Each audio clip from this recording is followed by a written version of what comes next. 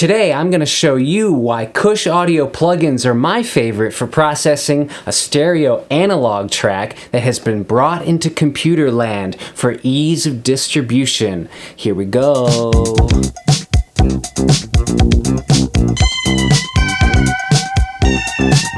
First, I'm not associated with the Kush man himself, Gregory Scott, so this is an honest endorsement. However, I won't sit here and say that other plugins won't do the job, because they will. Maybe with one exception that we'll get to later. If you're into making analog music these days, you actually face a conundrum. You have to digitize to distribute. This doesn't bother me at all, not in the slightest, not one bit. As I've said many times on this channel, I'm a product of my time and my generation, and I do use modern recording techniques with other bands and projects all the time. I truly don't believe there's anything noble about a 100% analog music production here in the 21st century. Hey, you wanna buy my wire release? No, and why are you up in the corner of the frame like that? Also, as you can see, I don't have racks of gear in my home studio to act as a mix bus for the Portastudio, so I have to be practical and think of my mix bus in the digital realm. Some of you may be wondering, what is a mix bus? Well, it has many names first of all, so that's confusing. The 2-bus, the stereo bus, the stereo out, the master bus, the mix bus, the pantaloons, the snake tongue, the billy goat. The term mix bus and the others come from analog mixing consoles. Think of your classic Neve, SSL, API, Harrison, Trident, etc. You have all these instruments and effects and submixes coming in to 4, 8, then 16, 24, and 48 channels. But that audio has to then leave the console in the format that has been standard for consumers since the late 60s. A single pair of left and right channels, a stereo track. This coalescing takes place in, you guessed it, the mix bus. In the all-analog days, this stereo track was recorded onto a reel of tape. That was to be physically sent off to mastering for physical distribution. Today, you're more likely familiar with bouncing the stereo track in a DAW and sending that file off to be mastered for distribution. Regardless of whether your mix bus is analog or digital, the goal is the same. It's your final option to shape the sound before heading off to a mastering engineer. Usually, we make subtle changes on the mix bus. You'll hear engineers talk about glue a lot, and they're not wrong to use this analogy. I'm way oversimplifying here, not going to talk about the electronic components, but there's usually 3 main parts of a stereo bus on a big console.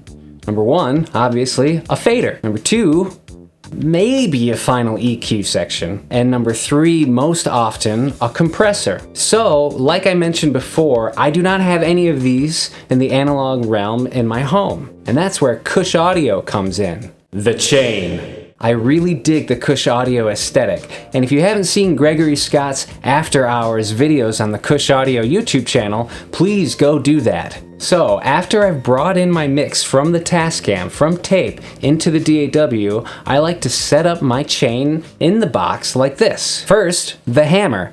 It's a nice passive style EQ that's very musical. It's like the A-Design's Pultec inspired EQ. Then, the Novotron. This is an extremely adaptable and musical compressor. More on that one later. Finally, the secret sauce, the clarophonic. This is magic high-end EQ. Last year, I did not use these plugins at all for the original made-on-tape releases.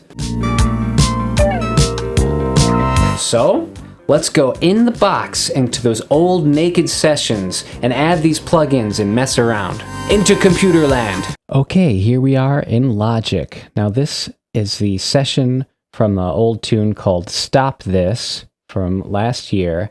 And as you can see by the title, this is a transfer. I transferred the Tascam. I mixed down to the TAC reel-to-reel. And then I just transferred that directly into here. And originally, then I just sent this file to be mastered. None of these plugins were used. So let's hear what that track sounds like before it was mastered.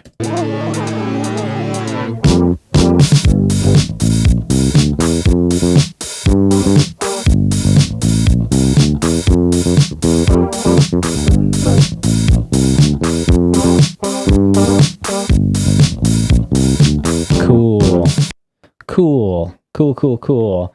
All right. Well, now let's hear that same section with my plugins added, and then we'll talk about what I've got going on here with the Kush audio plugins. Let's just hear them added.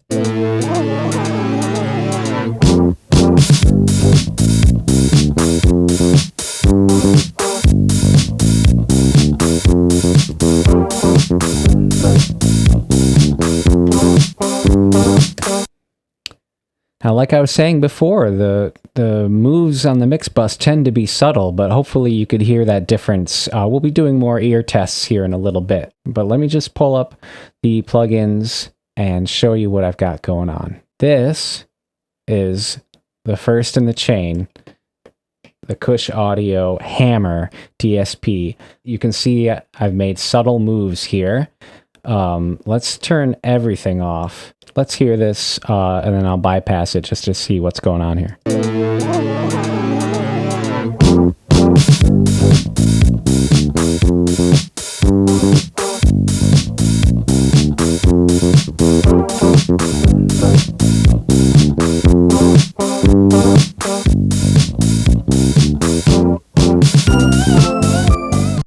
Pretty thick bass on that track. So again, small moves, but you can make really big moves. So let's hear this.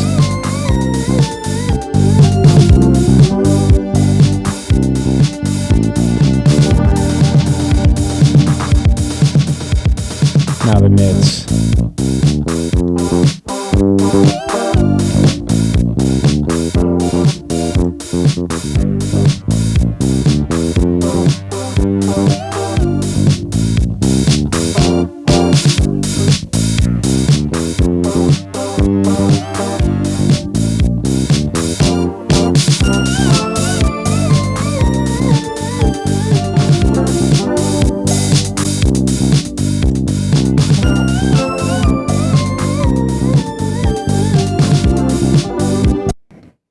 So again, the fun thing about EQ on a stereo track is you can make sweeping moves, especially this is a passive style EQ.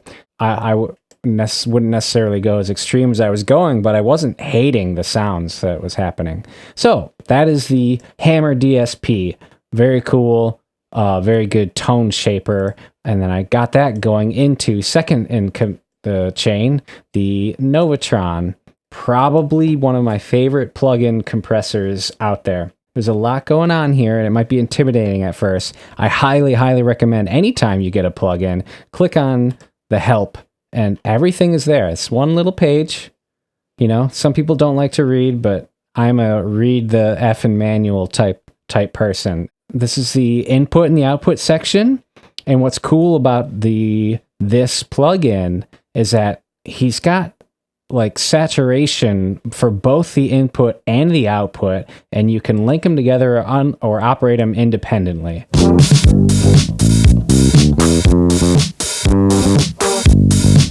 Obviously that was very extreme.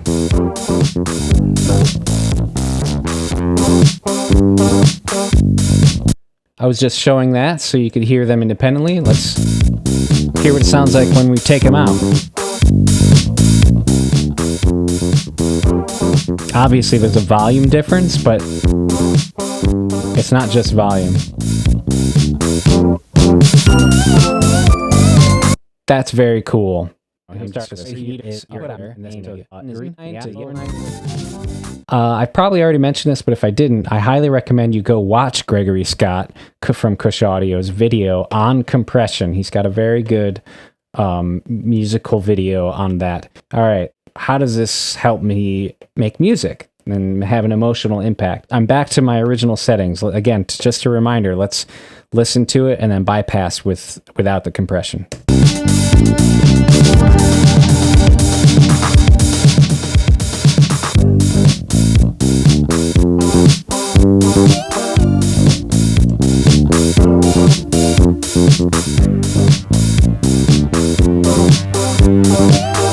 So that's cool. Now the secret sauce in the Kush lineup is this clarophonic equalizer. This is a parallel equalizer. So in other words, the signal coming in gets split into not just another, but two other signals. And then you have control over each of those. And what they are is, you know how you have like a shelf that in your EQ, like when you pull up an EQ, you know, you have a shelf like this, right? And I'm at like 7K, and we're all familiar with that. It goes, you know, human hearing goes up to 20K, so that's why logic doesn't go beyond that. Well, the genius thing about this EQ is that shelf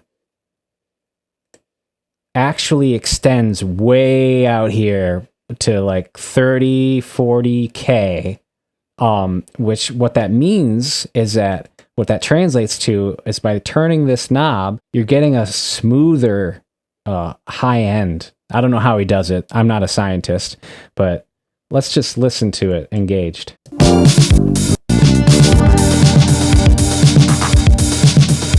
Okay. Bypass. Turn it back on. Bypass.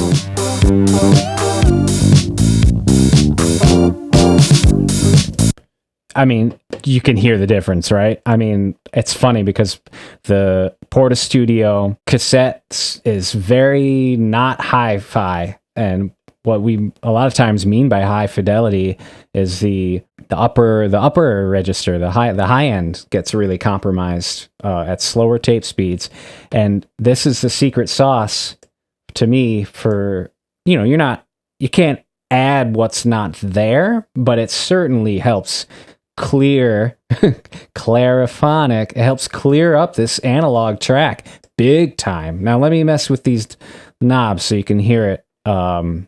How drastic. This is a really drastic move, but I find that the 4-track music lends well to that.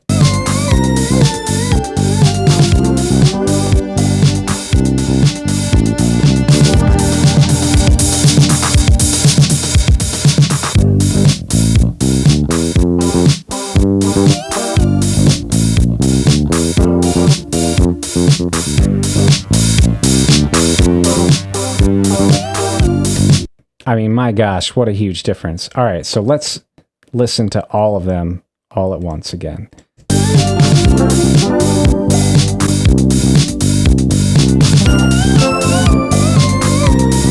Now let's turn them off.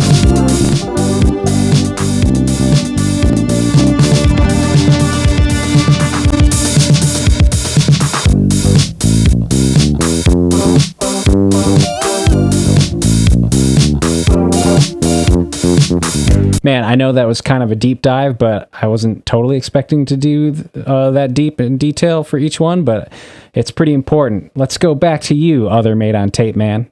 Some of you might still be skeptical, and that's why we're going to do a listening test. I'm going to pull up other old unmastered tunes and play the original version with no plugins, and then the Kush audio plugins added. You'll hear the letter A, and then the letter B, and you gotta guess which one is the naked track and which one has the Kush Mix Bus plugins applied. Can you hear the difference?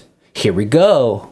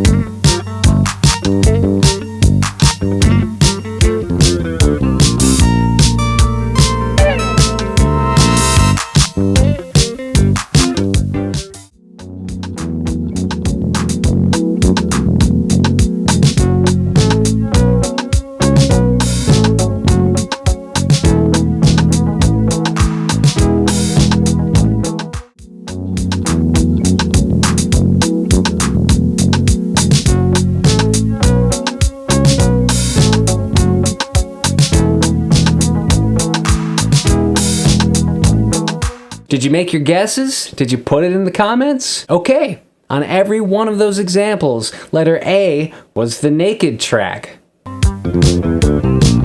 And letter B had the Kush plugins added.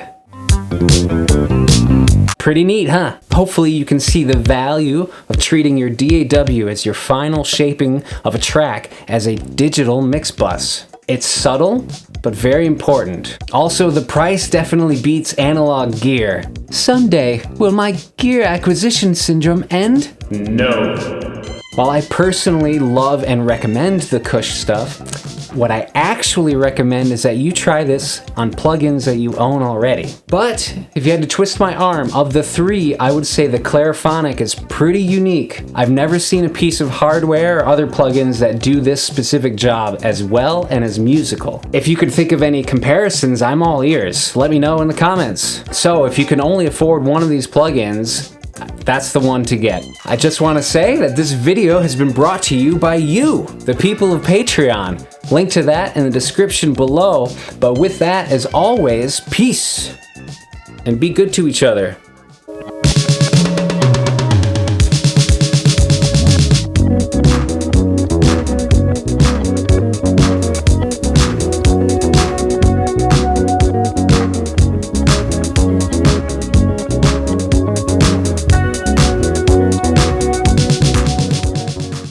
Oh, here we are. Oh, look, a cassette. Oh, look, a keyboard and a mouse. Those don't belong in this channel.